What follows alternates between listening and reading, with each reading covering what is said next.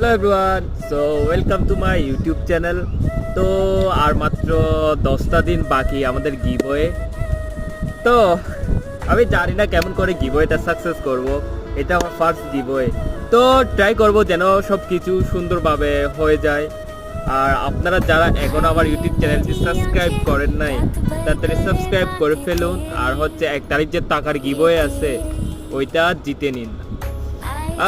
আমি জানি না, আমার মিস্টার বিস আছে না, মিস্টার বিস হওয়ার অনেক স্বপ্ন আছে, তবে জানি না আসলে হতে পারবো কিনা পারবো না।